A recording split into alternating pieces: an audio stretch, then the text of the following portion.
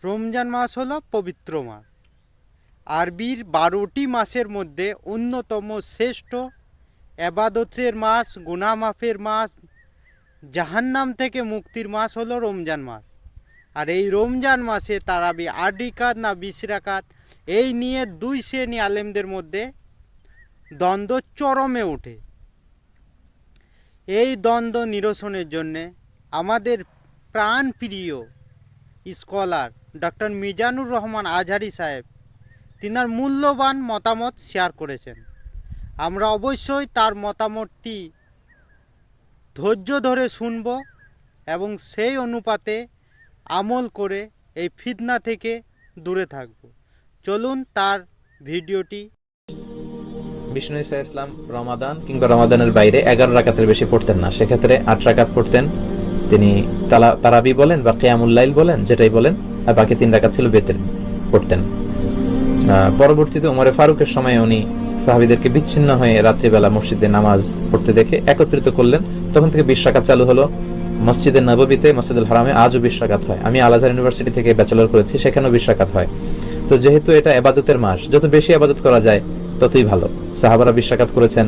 সাহাবারা তো আমাদের চেয়ে ইসলামকে ভালো বুঝেছেন। মসজিদুল হারাম, মসজিদ নববীতে আজও 20 রাকাত হয়। মানুষদেরকে যত বেশি সুযোগ দেওয়া যায়, এবং 20 রাকাত হওয়াটাই ভালো। ফলে কারো যদি স্বাস্থ্য খারাপ লাগে, সে চলে গেল বা কিছুক্ষণ বিশ্রাম নিয়ে আবার অংশগ্রহণ করলো। 8 রাকাত হলে যেটা হয়, খুব অল্প সময়ে শেষ হয়ে গেল, ফলে অনেকে হয়তো বঞ্চিত হতে পারে। 20 রাকাতে চালু থাক, যার যতটুকু সুযোগ হয় পড়বেন, ফ্লেক্সিবিলিটি আছে।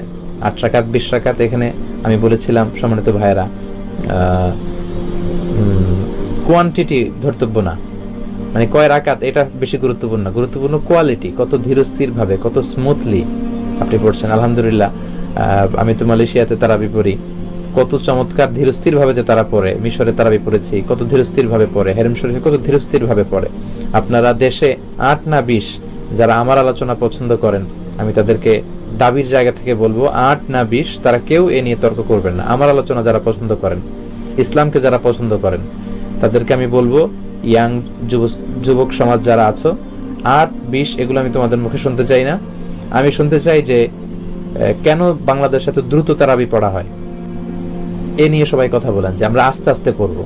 আমরা সারা বছর ব্যস্ত থাকি, রমাদানে একটু আমরা দাঁড়িয়ে আল্লাহর সামনে কতটুকু দাঁড়িয়ে থাকা যায়, এই অভ্যাসটা আমরা করার চেষ্টা করব।